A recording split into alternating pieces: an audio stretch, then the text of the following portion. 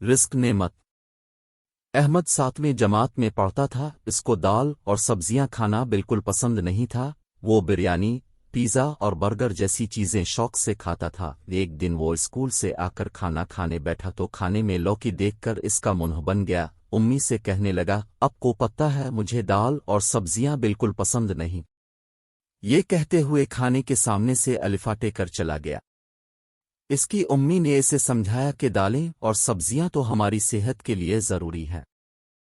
اس نے ایک نہ سنی، فریج کھولا کہ کھانے کو کچھ ہوگا، لیکن اس میں کچھ نہیں تھا۔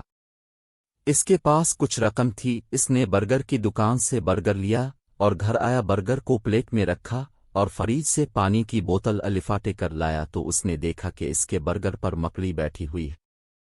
اس نے وہ برگر پرندوں کے لیے چھت پر رکھ دیا۔ اب وہ چپس خرید کر گھر لایا تو دیکھا اس میں سے لال بیگ نکل کر بھاگا۔ بھوک کے ساتھ ساتھ اس کا غصہ بھی بڑھ رہا تھا۔ اس نے بریانی خریدی تو اس میں سے بال نکل آیا۔ آخر اس نے جھلا کر فریج میں دیکھا تو اس میں ککڑی کا چھوٹا سا ٹکڑا موجود تھا۔ اسی ککڑی کا ٹکڑا جسے کھانا تو دور کی بات ہاتھ لگانا تک پسند نہیں کرتا تھا۔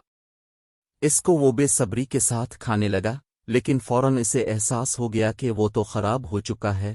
وہ مایوس ہو کر باورچی خانے کے دروازے پر ہی بیٹھ گیا۔ ذرا دیر بعد اس کی امی وہاں سے گزریں اور پوچھا، بیٹا کیوں یہاں بیٹھے ہو؟ کیا بہت بھوک لگ رہی ہے؟ اس نے عادات سے سر جھکا کر تمام حال امی کو سنا دیا۔ امی نے اسے سمجھایا کہ تم رزق کی بے ادبی کرتے ہو، یہ اس کی سزا ہے۔